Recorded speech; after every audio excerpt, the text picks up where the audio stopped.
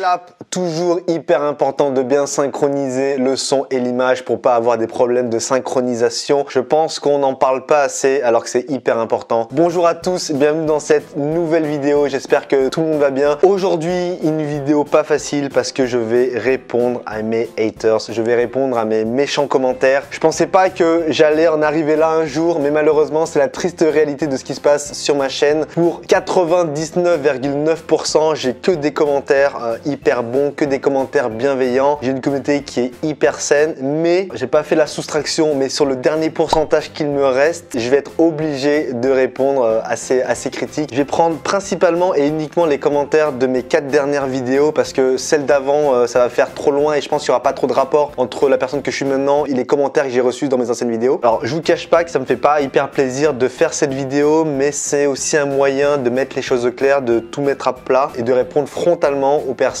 qui me critiquent, aux personnes qui me laissent des mauvais commentaires. Mais comme je dis souvent, il faut de temps en temps savoir se mouiller les pieds pour attirer les requins. D'ailleurs, je pense que la critique, elle fait partie du jeu. J'en ai parlé dans une précédente vidéo. Il faut accepter la critique. D'ailleurs, il y a une philosophe du nom de Taylor Swift qui dit ça. Elle dit « Haters gonna hate ». C'est-à-dire que les haineux continueront de détester. Ils seront toujours là, ils seront toujours parmi nous. Et quoi qu'il en soit, et je le dis souvent, si on essaye de te rabaisser, c'est que tu es déjà au-dessus. On va rentrer dans le vif du sujet. Je vais essayer de garder mon sang-froid et je vais essayer de rester le plus calme et le plus neutre possible, même si je sais que des fois je peux démarrer au quart de tour. Alors, commentaire de Sculling qui me dit « Le seul mec pas drôle qui n'a pas de chaîne YouTube s'en fait une ». Très bien, je suis calme. Donc là, mon point de vue, c'est de dire que l'humour, c'est subjectif. C'est-à-dire que toi, tu peux trouver quelqu'un de drôle, que moi, je n'ai pas trouvé drôle, etc. Donc si je me compare à quelqu'un de similaire, par exemple, je prends l'exemple de Roger Federer. Moi, je considère que Roger Federer, c'est un très bon joueur de tennis, mais l'avis d'une autre personne peut dire, ok, que Roger Federer, c'est pas un mec ouf. Voilà, donc chacun son point de vue, je respecte, chacun son avis, mais si je ne suis pas drôle pour toi, ça ne veut pas forcément dire que je ne suis pas drôle pour tout le monde. Alors j'ai un commentaire de Cargo TV qui dit « C'est quoi cette musique de fond MDR 2010 ?» Bah c'est une musique libre de droit, donc je vois pas en quoi elle est dérangeante. Moi je la trouve très bien, je la trouve hyper rythmée, je trouve que les accords ils sonnent hyper bien. Ça matche bien avec mon univers et avec ma ligne éditoriale et elle date pas de 2010 et je la trouve plutôt bien. Donc je vais continuer d'utiliser Cargo TV. Commentaire de Craig Tab 4 qui me dit « Pourquoi j'ai ça dans mes recommandations ?» Alors Greg, si je suis tombé dans tes recommandations, c'est que probablement avant, tu as regardé des vidéos de développement personnel, tu as regardé des vidéos pour te sentir mieux, pour être une meilleure version de toi-même. Donc c'est pour ça que YouTube t'a identifié comme un potentiel consommateur de mes vidéos et c'est pour ça que mes vidéos sont tombées dans tes recommandations. Et en tout cas, tu as dû regarder et consommer ma vidéo jusqu'au bout, vu que YouTube fait bien son travail en général. Ok, commentaire suivant. Donc ça, c'est plus des commentaires de What's in my bag. Un commentaire de JF qui me dit « Quel menteur, les Asiatiques ne se rasent pas, ils n'ont pas de poils. Non, c'est pas raciste. » Alors premièrement, je pense qu'il faut pas faire de généralité. Peut-être que de manière générale, effectivement, les Asiatiques ont une pilosité moindre que d'autres ethnies. Commentaire un peu agressif, donc je préfère répondre frontalement. Si je me rase et en plus je prends un rasoir Mac 3 et avec une mousse à raser de la marque Lavera qui a 100 sur 100 sur Yuka. Voilà, désolé JF de t'avoir coupé dans ton élan d'agressivité. Alors commentaire de Hamza Azer qui me dit « Franchement déçu, tu manges des Barilla comme pâte pouce rouge. » Alors j'ai eu d'autres commentaires effectivement comme ça. Je pense qu'il y a la team Panzani qui m'ont identifié comme un consommateur Barilla et je reçois des raids de haine de la part de la team Panzani. Moi je suis pas dans l'animosité, moi je suis team Barilla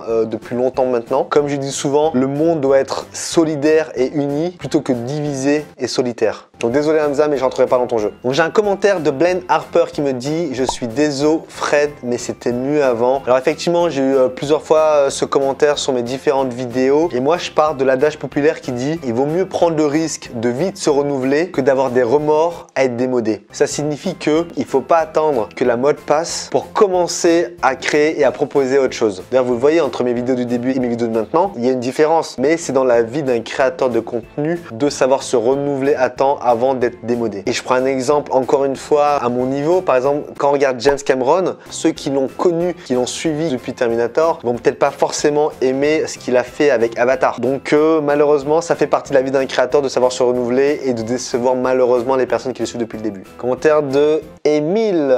La qualité des vidéos baisse au fur et à mesure des vidéos. Il commence beau gosse dans son jardin. Rappelez-vous de sa première vidéo. Et maintenant, il est dans son canapé en mode pépère. Ah, je le prends un peu personnellement personnellement, pour ceux qui ont lu les accords Toltec, il y a 4 accords Toltec, 4 principes de vie et il y a un des accords qui dit qu'il ne faut pas prendre les choses personnellement. Mais je te le dis en mille et mille, c'est juste une question de météo. À la base, quand j'ai commencé mes vidéos, c'était en août et à ce moment-là, il y avait du soleil, donc je pouvais être dans le jardin tranquille avec la table, il venait de soleil, t'as vu, on était bien. Maintenant, regarde, tu mets un nez dehors, tu peux choper la grippe, je peux pas me remettre dehors, donc je suis obligé de me mettre dans mon studio pour tourner mes vidéos. Sache que je fais de mon mieux et je me donne toujours à 100% pour vous. Un commentaire de Terminature, je parlais de Terminator tout à l'heure, Terminature. T'es philosophe ou youtubeur? Telle est la question. Commentaire suivant, Anaïs Mélan qui me dit le débit de conneries à la seconde est phénoménal. Ça m'atteint pas trop. Comme je dis souvent, la baffe du crapaud n'atteint pas la blanche colombe. Voilà Anaïs, malheureusement, désolé. Donc là j'ai un commentaire de Tarex qui me dit mais pour faire une vidéo comment percer sur YouTube, il faut déjà percer, non? Alors entre la vidéo où je donne des conseils pour percer sur YouTube et maintenant j'ai reçu une récompense de la part de YouTube. J'ai reçu un carton comme ça dans lequel effectivement il y a le cadre et ce qui accompagne le cadre. Donc dans ce carton, on a un petit courrier qui est signé de Suzanne Wojcicki, donc c'est la boss de YouTube. D'ailleurs, vous pouvez la suivre sur YouTube, elle a à peu près le même nombre d'abonnés que moi. Et là, elle le dit, elle dit votre chaîne compte 100 000 abonnés. Encore merci pour toutes les vidéos inspirantes que vous avez fait sur votre chaîne. Beaucoup de personnes sont devenues probablement des meilleures versions d'eux-mêmes. Ça prouve à quel point vous avez percé. Et pour aller encore plus loin, car vos contenus ont dépassé toutes nos espérances, non seulement vous avez percé, mais vous avez aussi transpercé. C'est pour cela que nous vous offrons pas un, mais 2 cadres des 100 000 abonnés. Et effectivement, j'ai pas reçu un cadre, mais 2 cadres des 100 000 abonnés. Regardez là, j'ai reçu 2 cadres des 100 000. Donc c'est la boss de YouTube qui m'offre ça. Donc merci Suzanne, parce qu'effectivement, comme tu le dis Suzanne, non seulement j'ai percé, mais j'ai aussi transpercé. Alors pour répondre à ton commentaire Tarex, pour faire des vidéos pour comment percer sur YouTube, il faut déjà percer. Alors c'est pas moi qui le dis. Donc même commentaire un peu, ça me tue les gens qui me disent percer alors qu'ils ont même pas 100 000 abonnés. Combien j'ai d'abonnés? On va le mettre en post-prod. Voilà, commentaire de Louis Leclerc qui me dit quand tu parles on dirait que ça fait 5 ans que tu es sur YouTube et que tu as 1 million d'abonnés. Alors non effectivement ça fait pas 5 ans que je suis sur YouTube et j'ai pas 1 million d'abonnés, mais j'ai pas envie qu'on m'interdise de rêver à ce qu'un jour j'ai 1 million d'abonnés. Il y a mon père qui disait cette phrase très vraie, il me disait Fred vise la lune et en cas d'échec tu tomberas dans les étoiles. Ce qu'il faut savoir c'est que mon père il le disait avec son accent donc ça faisait plus Fred vise la lune et en cas d'échec tu tombes dans les étoiles.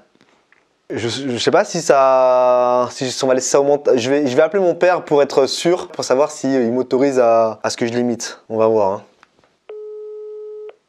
Oui. Ouais, papa? Oui, oui. Non, en fait, c'est juste pour te dire que là, je suis en train de tourner une vidéo YouTube. Oui. Et que je t'ai imité avec l'accent asiatique. Et je voulais savoir si ça te posait pas de problème. Non. Non, ça va. Ok. Bon, bah merci papa. Hein. Tu sais que t'es toujours un modèle pour moi. Hein. D'accord. Ok. Salut papa. Ciao, ciao. Mm. Mon père, c'est quelqu'un qui est ultra zen, c'est un moine Shaolin, c'est-à-dire que voilà, pas de problème. Ok. Conseil, soyez comme Fred, ayez des bons amis pour vous pistonner, comme ça, pas besoin de talent et d'être original. Alors j'ai eu quelques commentaires comme ça sur le fait d'être pistonné. Je m'adresse à la personne qui met ce commentaire sur le fait d'être pistonné. Donne-moi une seule vidéo dans laquelle j'apparais avec des youtubeurs plus gros que moi qui m'ont mis en avant. Une seule. Je pense qu'il y a un peu de jalousie et que malheureusement ou heureusement, ma réussite, c'est le reflet de vos échecs. Déjà, ce qu'il faut savoir, c'est que moi, j'ai pas choisi YouTube, c'est YouTube qui m'a choisi. Et YouTube, pour moi, c'est l'école de la vie. Voilà, donc je comprends pas ces commentaires. Pour moi, c'est uniquement de la jalousie. Commentaire de Captain Fire qui me dit « Fais une vidéo, je réponds à mes haters ».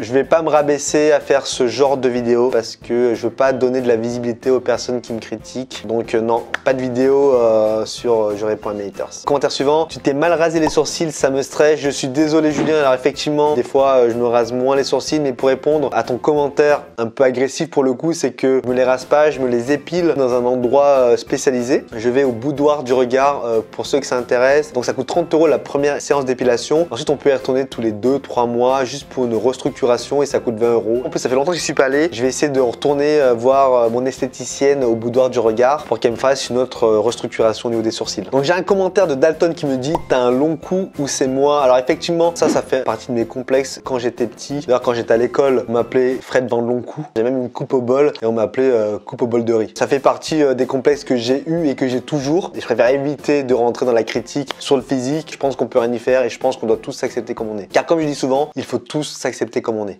Dernier commentaire, et je pense que je vais m'arrêter là-dessus, de LV qui me dit arrête, t'es pas drôle. Bah non, je vais pas m'arrêter sous prétexte que je suis pas drôle. Alors effectivement, je suis pas le mec le plus drôle de YouTube. Comme je dis souvent, quand je m'évalue, je me désole, mais quand je me compare, je me console. Je vais pas m'arrêter sous prétexte que je suis pas drôle, parce que comme je dis souvent, et comme c'est écrit sur mon pull, tant que je respire, j'attaque, et je vais continuer d'attaquer tant que je suis en vie, tant que je respire. Merci à tous de me suivre sur cette chaîne. Merci de me soutenir dans cette grande aventure YouTube. Je vous dis à bientôt. Ciao, ciao. Voilà, une autre vidéo de fête dans la boîte. Donc là, on déhold, on va faire les backups et on va commencer le montage.